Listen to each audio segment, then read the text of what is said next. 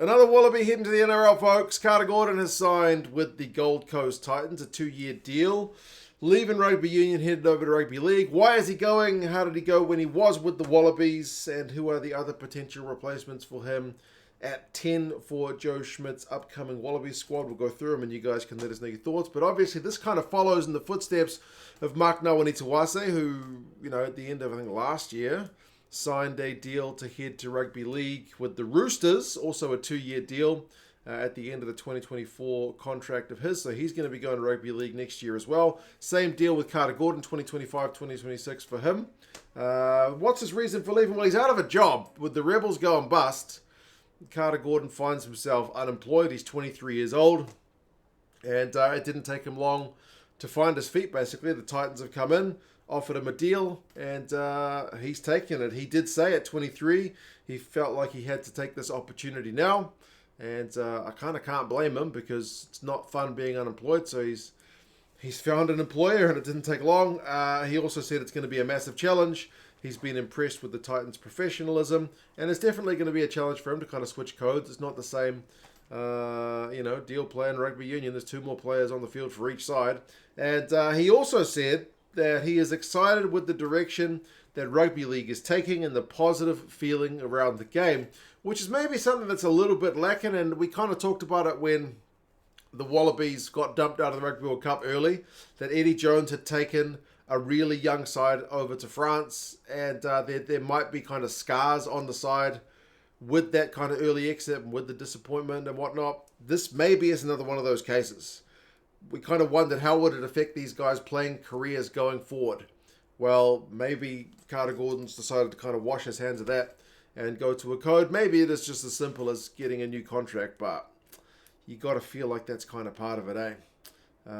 Really unfortunate for that young squad to really be chucked in the deep end, and I'm sure the feelings of that are still felt. He ended up playing 46 games for the Rebels in this recent season. He started 17 of the 18 games, so he's been a real regular performer for the Rebels.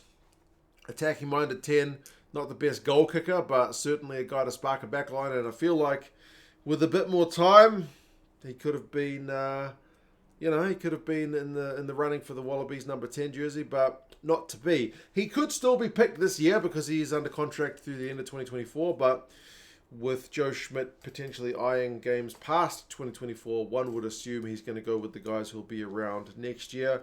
He ended up playing 8 games for the Wallabies, including 3 at the Rugby World Cup. But heaps of potential, but still too early to say where things kind of could have gone. Where does this leave the Wallabies in terms of their 10s? Well, Will Harrison for the Waratahs is one guy who's heading to Japan.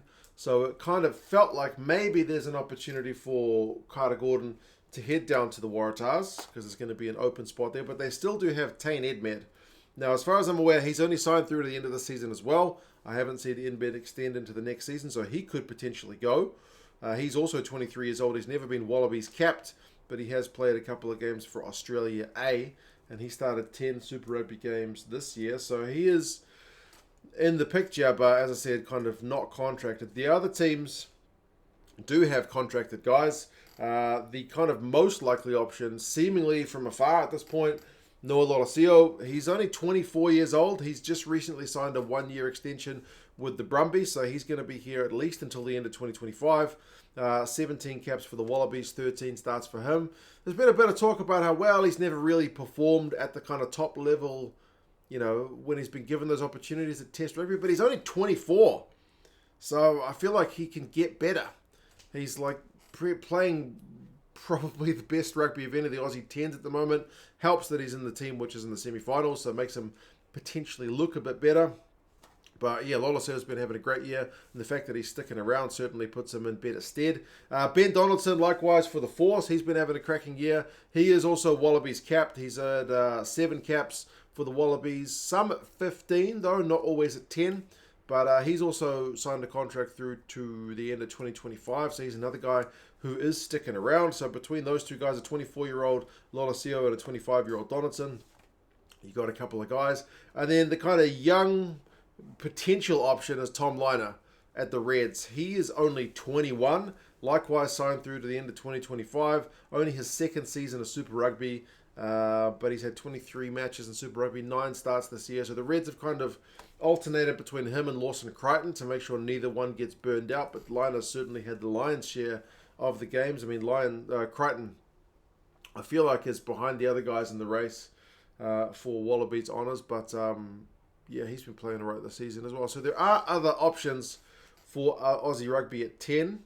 But certainly it would have been nice if Gordon had been in the mix. Like I said, he is still technically in the mix, but with him off to league at the end of the year, one would assume he's probably out of that conversation. But yeah, it's a disappointing one from a rugby union point of view to see him go. It's kind of hard to blame him for taking up that job offer with the Titans. We'll see how he goes with his code switch. You never know, he might come back, but this is the second member of that Rugby World Cup squad that Eddie Jones took to France, which has decided to make the switch to league. So yeah, you guys let us know your thoughts, and I'll talk to you guys again soon. See you later.